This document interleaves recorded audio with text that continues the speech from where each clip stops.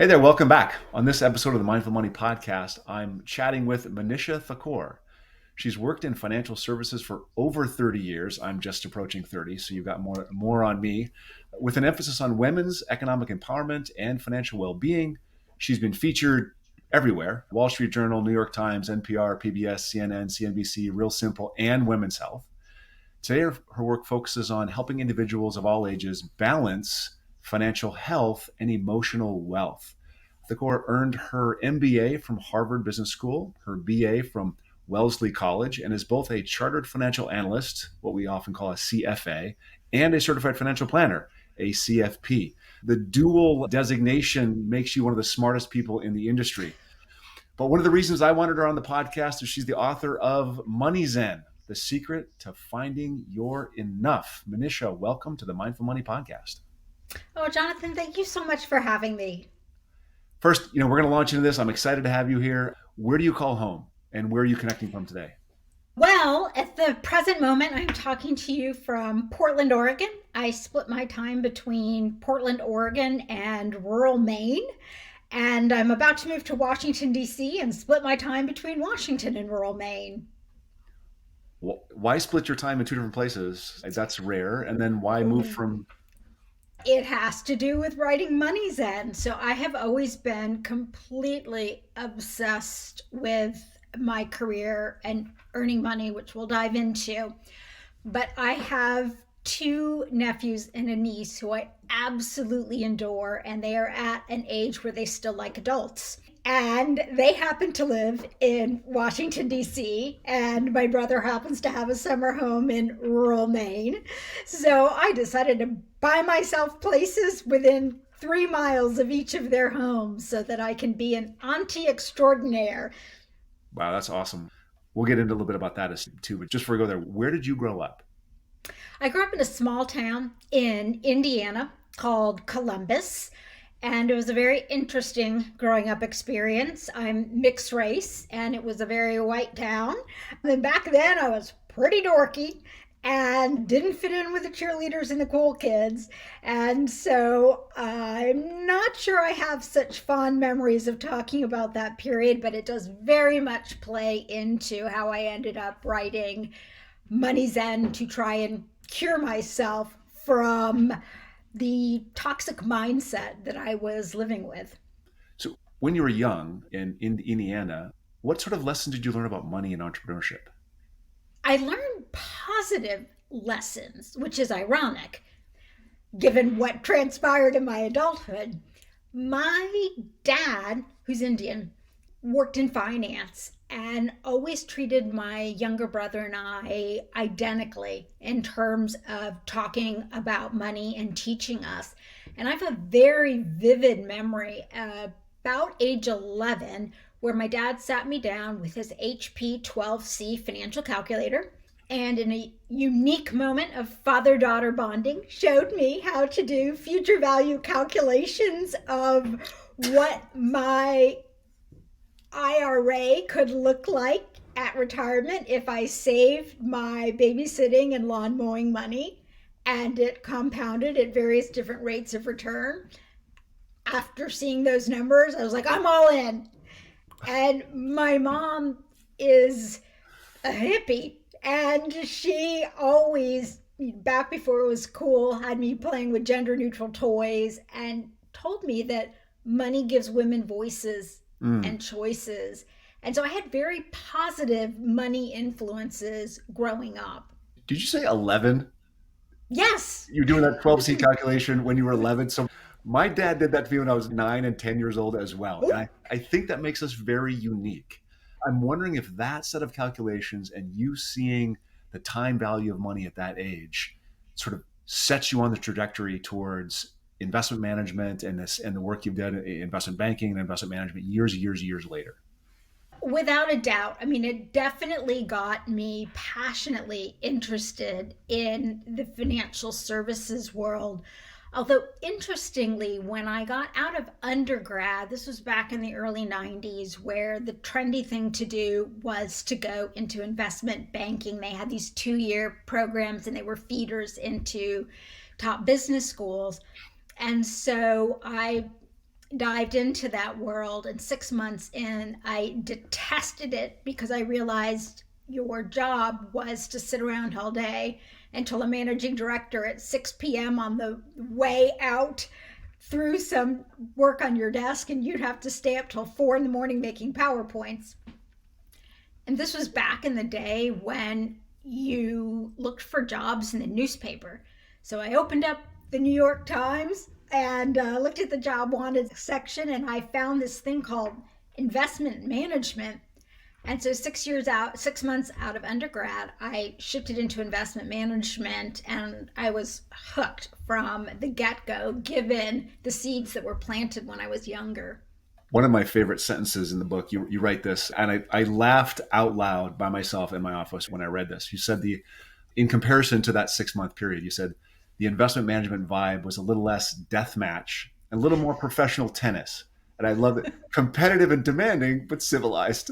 I found that, when I entered investment management, I found that to be anything but the case. Like, did you find that when you went in there? Did you find it to be civilized, or did you find it to be also cutthroat? Well, it's all relative, right? So I think that I think any job in finance is cutthroat. Right. But not to the cage fight level that I experienced in the early 90s in investment banking. Fair. I think my starting class there were 400 of us. So I think after 2 years, there were only 2 of us left. Maybe there were 3 of us. There was 3 of us left. So it was rough, but it was, I know I've heard stories from multiple guests on the podcast that they started off investment banking and they last 6 months, year and a half, and they all hate it. They just hated it. So yeah, but it is the source of a lot of wealth. Well, and you know what? I had a very interesting experience when I left after 6 months, because I thought the managing director to whom I resigned, who was the head of the New York practice, M&A practice, I thought he would beat me on the head because they just spent all this money training me, and before they got any real profit and work out of me, I'm leaving. And instead, he said a variation of, you know what, Manisha, good for you. Get out of here before your family becomes so used to this style of living that you can't get out. Right. And 2 other reasonably senior people pulled me into their offices to say goodbye and gave me similar messages. And for listeners, this was back before tech took off, and there were all kinds of other ways to make tons of money. Back then, really, investment banking was a very classic path to big ticket wealth. And I've never forgotten that memory and that advice of not getting trapped in work you don't like simply because of an income stream that you and your family have grown used to. Go back a little bit further. What is it that gave you why did you seek that level of wealth? Like, why was that important to you? Like as a kid or in high school or when you were in college, where did that bug grab you? It hit me when I was doing my junior year abroad at Oxford. I stumbled upon Virginia Woolf's book, A Room of One's Own, in which she, back in 1917, when she wrote the book, said in order to fully actualize, women need some space and some money of their own. Now, note, she didn't say women need millions or multi-millions in order to do that. But that really was the capstone on a series of events that started when I was growing up awkwardly in Indiana. Back when I was growing up, in 4th, 5th, and 6th grade, I was teased mercilessly. I mean, the kids called me everything from cow butt to thunder thighs and a whole bunch of other things that I go into in the book. And I felt so ostracized by the cool kids that I turned to my academics because I felt accepted by my teachers and I would get praise. And then as you move into the work world, what replaces grades and accolades from teachers, but promotions and money. And so a set of behaviors that helped protect me as a young child ended up as a runaway trait, a subconscious way of moving through the world. And in the world of finance, when you work like a maniac and you're trying to earn a lot of money, that's called being a good employee. And so there's not framework or an ecosystem to stop you in your tracks. And when you're so internally driven out of what I call a small t trauma, something that happens to you before the age of 25 when your brain is fully formed and creates a pretty strong neural pathway. It's not like I, as an adult, sat there and thought, well, like, back when I was in fifth grade, so and so said what. But the pattern of seeking acceptance through external things, be it grades or money, was set in place back then. And for many very successful people, it's interesting to note that these kind of things are drivers. Oh yeah, we're definitely. I was going to share this. I had this conversation with my wife over the weekend. I kid you not. Not anticipating.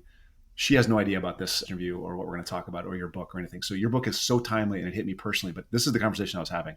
I was telling her, I often feel like I'm only valuable to the extent that I'm productive.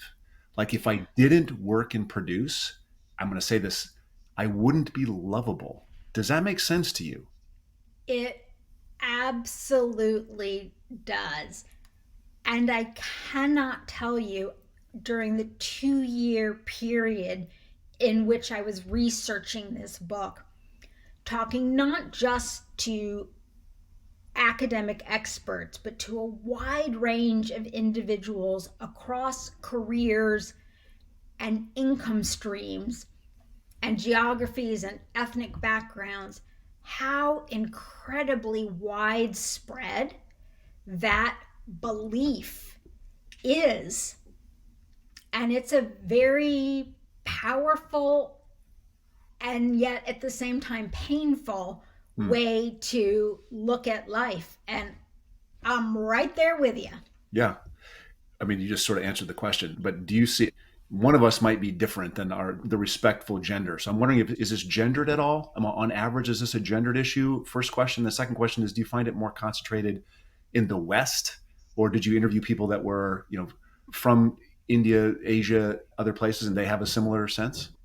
I did not find the productivity linkage to being lovable to be gender specific. What I found to be gender specific was the items that the productivity was focused on. Got it.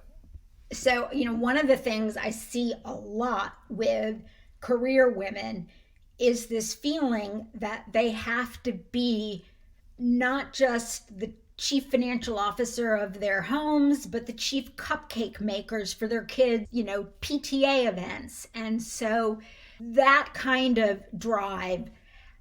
And it's not just women who are in executive roles. I interviewed a yoga instructor who felt the number of people in her class and the number of private lessons she was asked to teach drove her sense of worth and therefore whether she was lovable. Yeah. So what about the international aspect? Is it a Western thing or is it also everywhere in the world? It's not everywhere in the world. In the Scandinavian countries, over the last 2 years, I happened to visit Denmark, Sweden, and Finland, and I've been to Norway in the past.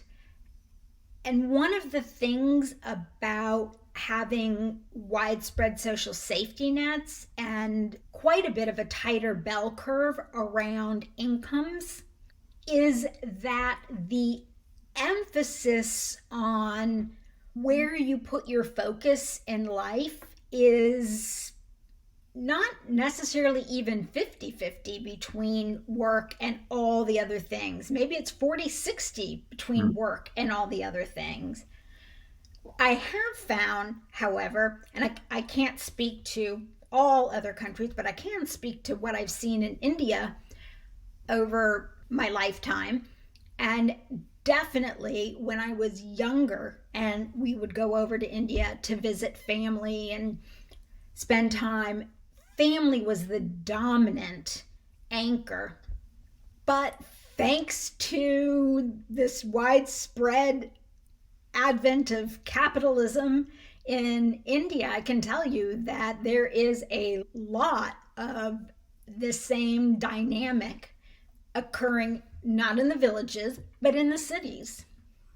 Yeah, so right from the outset, your book is different than other financial books. Like you state explicitly, I believe, right? I don't remember exactly, but that this book wasn't written for people with money problems. It was written for people with money worries. I have all kinds of money worries. We're not going to go into my psychology here, but we just kind of touched on it a little bit. Can you explain the difference? What's a money problem? What's a money worry? And sort of who's the book for? A money problem is something that can be solved with a series of factual, tactical action steps. For example, how much house can I really afford? What is a reasonable, sustainable rate of withdrawal if I'm heading into retirement? My credit score is in the crapper. How do I improve it? Money problems. Money worries range from the proverbial, for women in particular, I'm going to end up old, alone, and under a bridge. Interestingly, 80% of men die married, 80% of women die single. And you can see it if you read the obituaries. So it's not a ridiculous worry on the part of women, but I see it across income spectrums.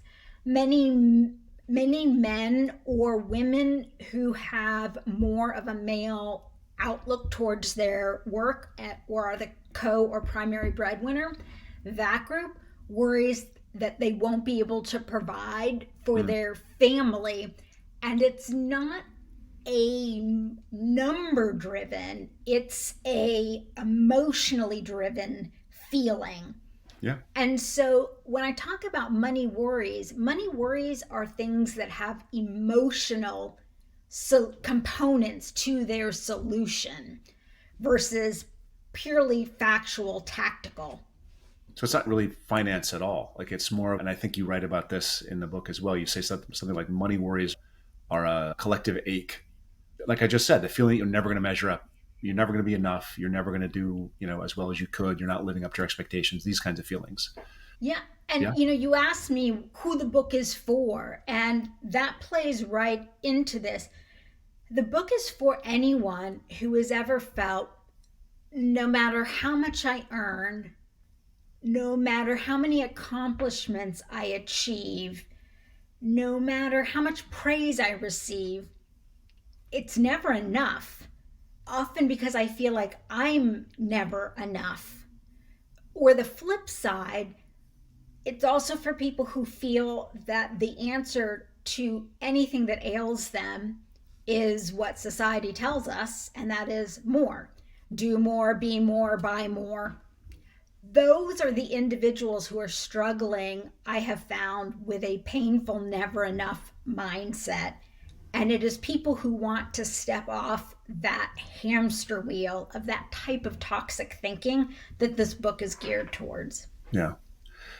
So there's two things that are going on right in my head. I'm trying to tie the comments about the social infrastructure of Norway, Sweden, Denmark, Finland, and how that's beneficial, specifically about this collective aching.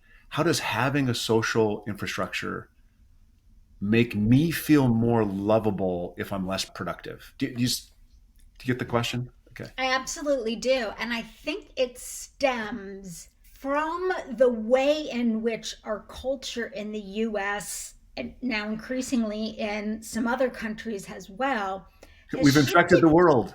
Right, literally, Well, thankfully, not all of it. Yes. But we've shifted from having jobs to careers to callings. And, it's oft cited that when we meet somebody in the US, what do we ask each other within the first three questions? What do you do? Exactly. Yep. And overseas, in most countries, that is not the case. But we ask that question and we judge the person's answer, and they judge our answer, whether it's conscious or subconscious. Therefore, we are placing a value on ourselves and our fellow human beings based not on who they are, their character, the joy of being around them, the curiosity they may inspire in you, but what they do. That's how we're valuing them. And so that's how I think about the answer to that question.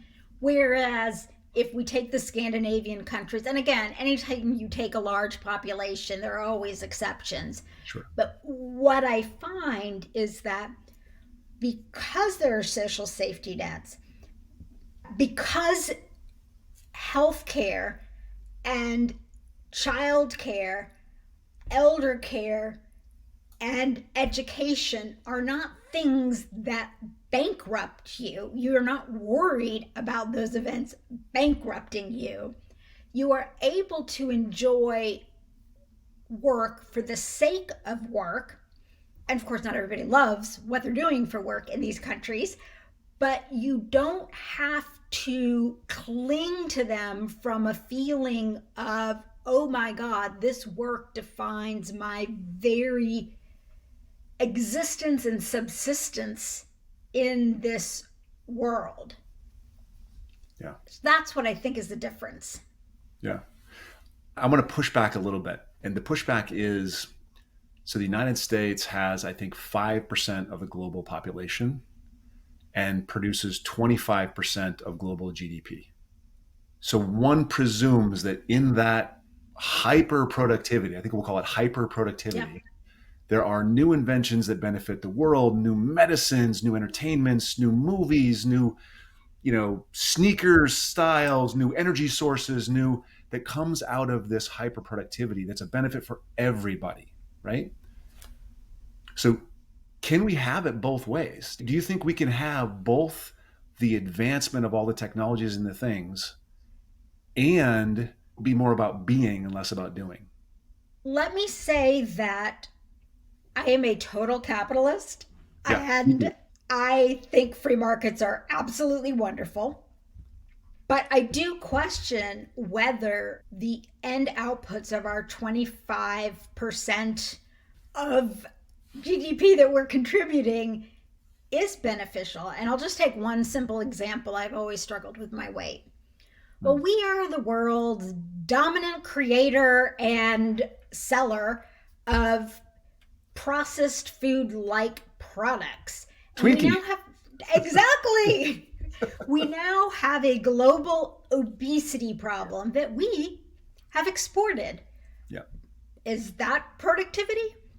We now have people all over the world feeling bad about themselves because they don't have the latest cool sneaker. Was that a good thing for us to export? Also, we've come up with technologies that enable us in many ways to work around the clock and lose our humanity. Is that a good benefit? So there are many contributions that we've made in a wide variety of areas: healthcare, infrastructure, technology, engineering, that truly do benefit global society, but not all of it does. And so the question of if we be, can we still produce?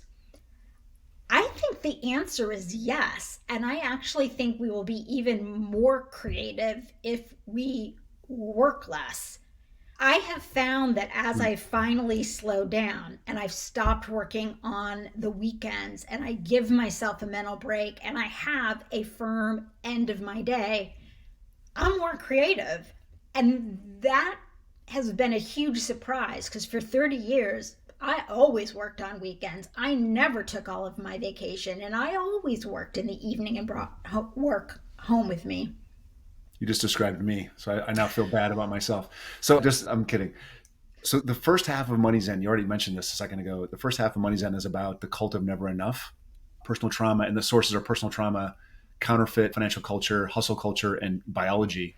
We're not going to go over all those. I'd love to hear you talk about the counterfeit financial culture, though. Yeah. Counterfeit financial culture is my name for the way in which we have anchored ourselves and our self-worth to false financial images. And by that I mean, most of us know when we look at social media and we are looking at somebody's family pictures from vacation, we are seeing the kumbaya photo at the end. We're not seeing the photo of mom and dad at dinner giving each other the silent treatment or the kids having food fight or hissy fit. So we've all become curators of our lives thanks to social media.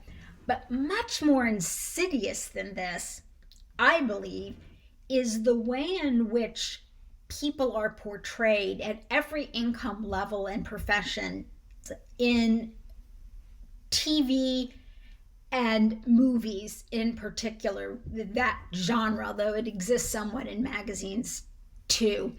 And the example I'll give is you pick any legal, medical, or police drama, and you look at the characters in there, and you look at the clothes that they are wearing, the cars they're driving, the homes they're living in, the restaurants they hook up with their friends at to have a drink after work.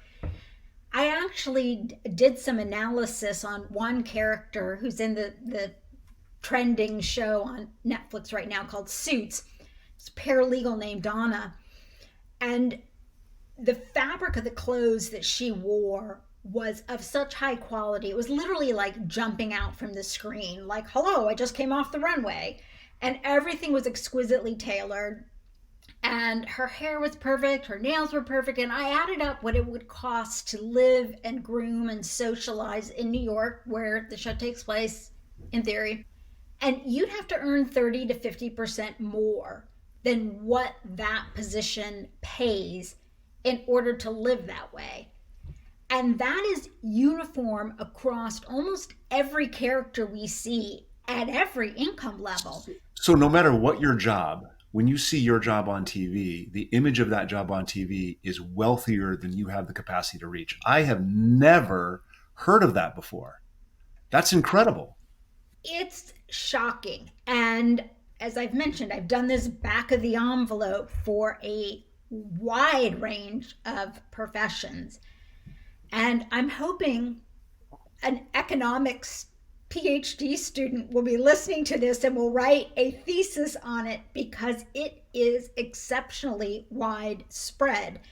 So we look at that outside.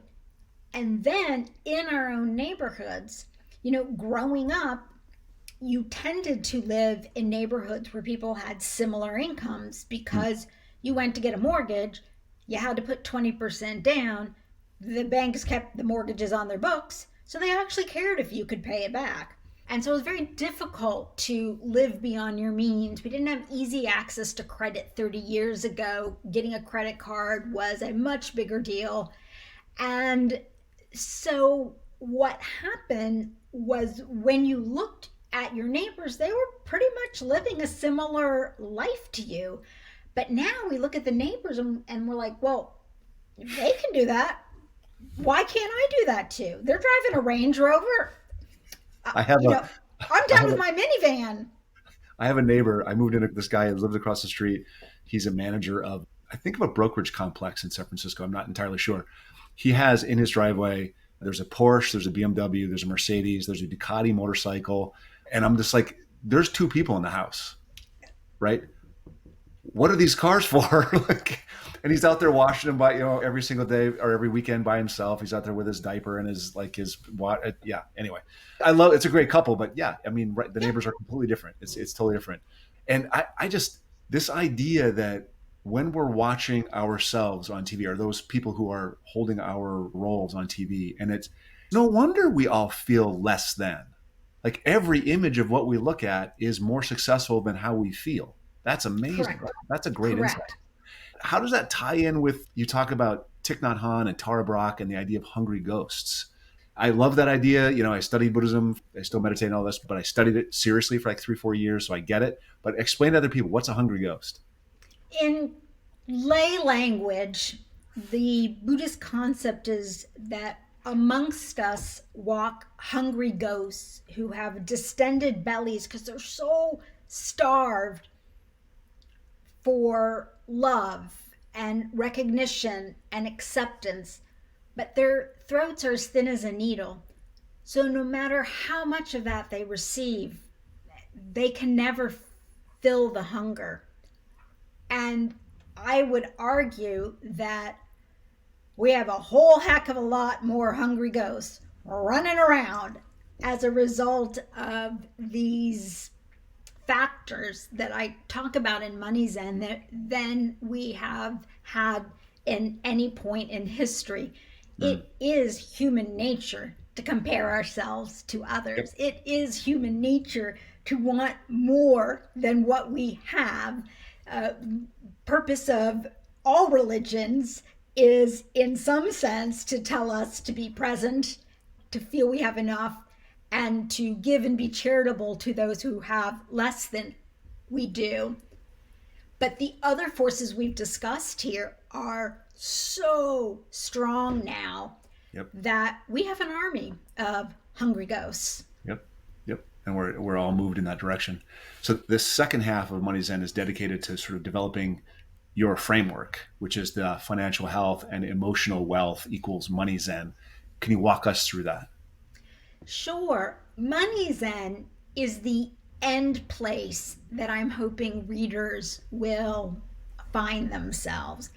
And I define it as feeling calm, confidence, and clarity around both your relationship with money and the role that you want it to play in your life.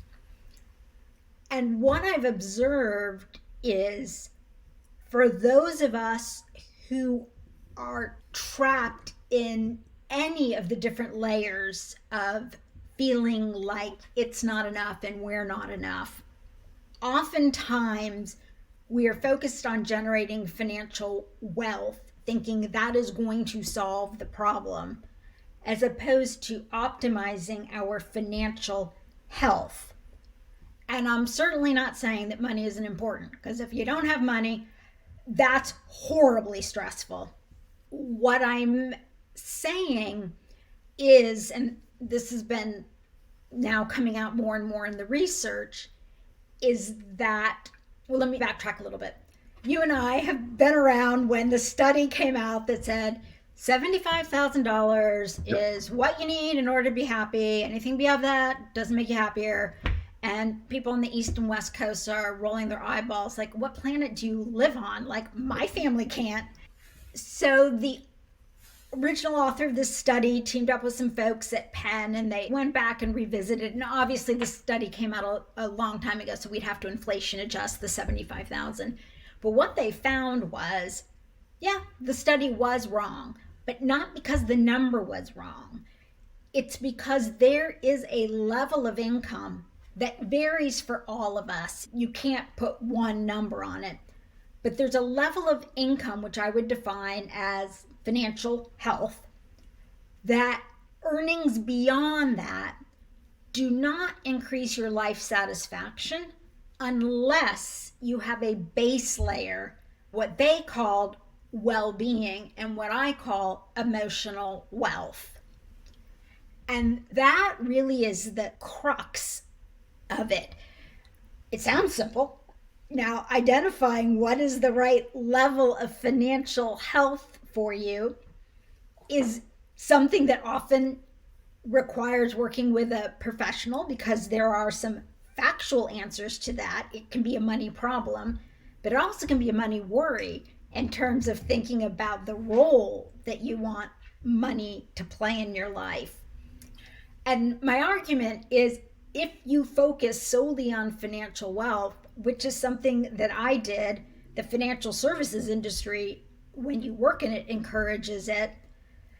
Other industries do too. You can, as I did, wake up in your 50s and discover you're emotionally bankrupt. You're fine financially, but you got nothing else. Yep. And that was my case.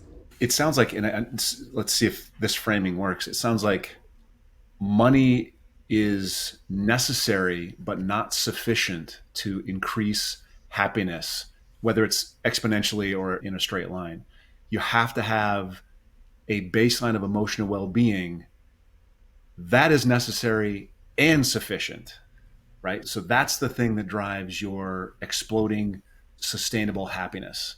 Yeah. The finance doesn't. I keep trying to tell people this. I think your book is incredible. I hope that a few copies go off the shelves because of this interview. That'd be awesome. So I think we can admit there's a ton of noise out there. Like, there's a lot of people saying a lot of things about how we should live and how we should invest and all this kind of stuff. So I want you to simplify it for us. A brand new listener, what is one step that person can take today that will lead to better, personal and financial success? One of my favorite exercises is to ask people, if you woke up and $50 million after tax dropped on your head, and at the same minute you were given a diagnosis that you had exactly 5 years left to live, what would you stop doing and what would you start doing? And I've been asking people this question for over a decade now. And the answers are shockingly similar. People would stop worrying. They would stop work. They would stop feeling driven and compelled to do things they don't want to do, but they feel society is saying they should do. They would spend more time with family and friends. They would do more volunteer work. They would travel. They would engage in hobbies. And so those big pictures tend to be the same. And what I encourage people to do is to dive down into that, what would I start, and pick something and start it. You can start it small. And learn a new language is a very common one. Well, go hop on the Duolingo app. You only need to do 5 minutes a day, and it's amazing how much progress you can make. And so that exercise I find to be very powerful. Another one comes from a woman I interviewed who used to run a hypertension center at the University of Colorado. And what she found over the 20 plus years that she worked there was people who were able to get their hypertension under control tended to have one thing in common. And that was that they ultimately got to a point where they realized to manage their health, when they were feeling off kilter, they needed to ask themselves, in this moment, to move incrementally forward towards more contentment. To whom or to what do I need to connect? And this kind of goes back to your earlier point about the disparity between the percent of population that we are and the percent of global GDP that we contribute. Study after study is showing we are depressed and lonely. In fact, just the other day, Dr. Ruth Westheimer, the noted sex therapist for years, has decided she's done with it. She now wants to be at age 95, a loneliness therapist to help cure us of what she now sees as, and our general surgeon has said as well that loneliness and depression is a huge, huge issue. So this question, what one step can you do after listening to us talk? When you're not feeling great, ask to whom or what I should connect. It might just be a short phone call to your spouse, to your kids, to a friend. might be a pan of brownies sitting on your sofa, binge watching the current round of, catching up on Succession or Billionaire or something, or Billions rather. There's a few places I want. This almost makes me want to start the interview over and go down a different rabbit hole, but I'm going to avoid that desire. So there's the second half to this same question is one thing that they can do, and then one thing they should stop doing. Yeah. One thing, since many people tell me they would like to stop work, stopping worrying, stopping feeling stressed out. It's a little harder. It's like those are like dials. Well, most of us can't just afford to stop work, but we can carve out times where we give ourselves permission to emotionally disconnect from work. And that actually, according to researchers, is the distinguishing factor between people who are literally workaholics, as I was, to people who have positive work engagement, as so many people do, that they love their work. Their work isn't tormenting them. And the reason it isn't is because they do it and then they turn their minds off while they go and do these other things. So what can you stop doing? You can stop staying mentally attached to your work. And maybe you started in really small ways. For instance, I feel like nobody eats breakfast with their family anymore, but if you're lucky enough to do that, at breakfast, don't start thinking about work. Give yourself time to mentally disengage. Don't check your emails first thing in the morning. Enjoy brushing your teeth, taking your shower. Then engage. I mean, maybe it's only 15 minutes of that disengagement, but the ultimate goal would be to get to weekends, evenings, vacations where you can disengage. And when that happens, then oftentimes you feel less stressed, you have more space, you can rethink how you want to handle your money, then you solve some money problems, and your money worries start to reduce. So that's sort of the peeling back of the onion on the stopping side of the equation. Yeah. And it's not easy. No, it's not.